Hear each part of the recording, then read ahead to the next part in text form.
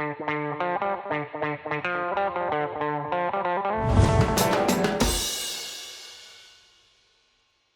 had a question regarding networking, really important thing.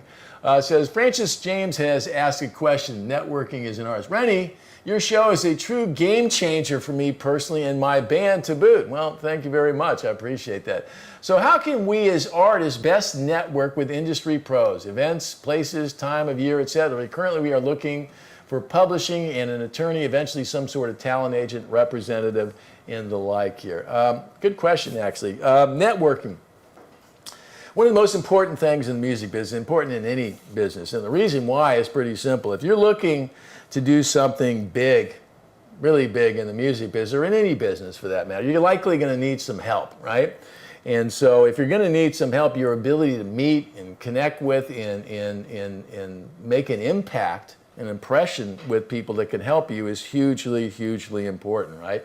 And there's no real science to it, but I'll give you something to think about at the big picture level. You're looking for, he said, for publishing, an attorney, and some sort of agent. So let's call those your three targets out there, right?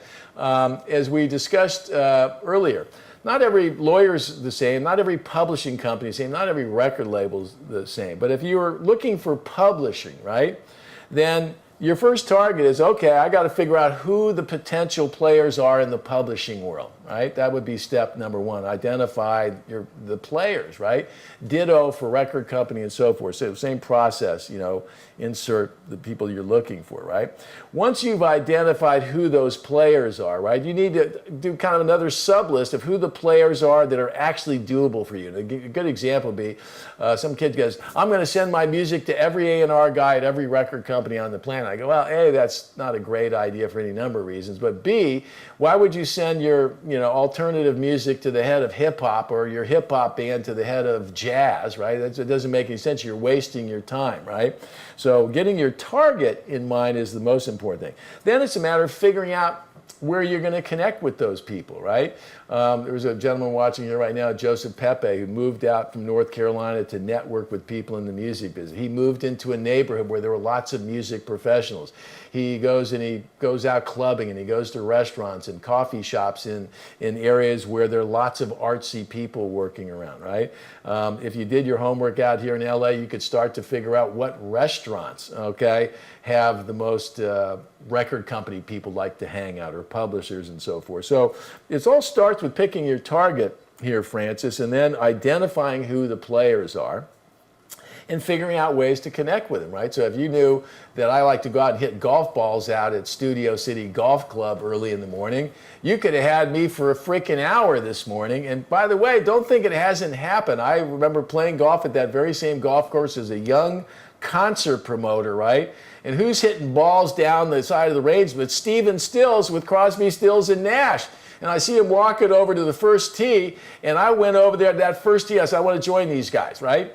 And so I walked up and on the first tee and joined him, and he wasn't that fucking happy about it at first until I hit the ball about 3 feet on the first hole, and he was banging it off trees all day long.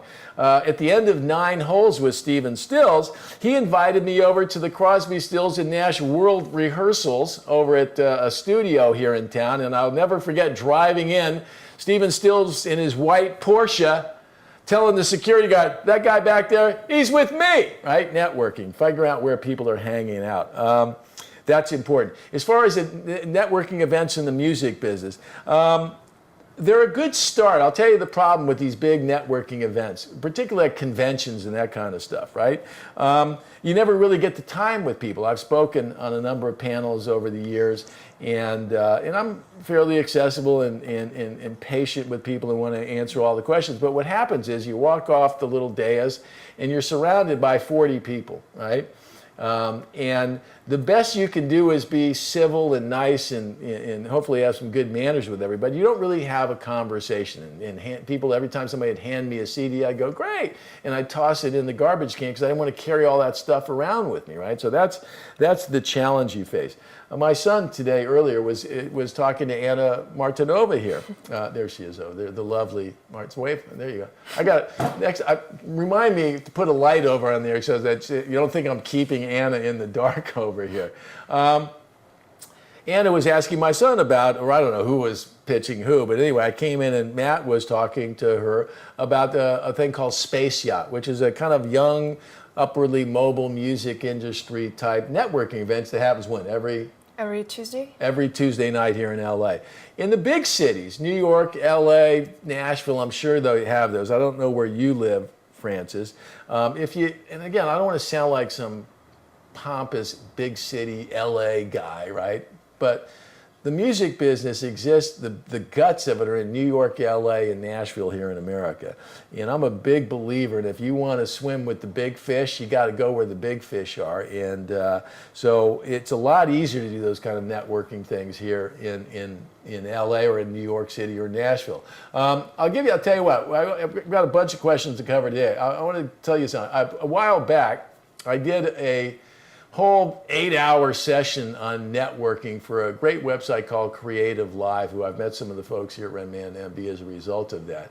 And it was a whole opus I did on networking here.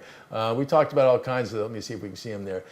Main thing, dreaming and doing, people think about it all the time. You got to get started somehow, you know, this idea of getting your head in the right place. When you're networking, you're going to hear a lot of no's, so you better get your arms around it and not get torn up about it. But we talked about all kinds of things, networking tools, building relationships without being annoying and all of that. You had a question there? We got a question in the chat room. Okay, hold that thought for 1 second, right? So that Creative Live thing, I'm not trying to shill you to buy the course, but it wouldn't be the worst idea in the world.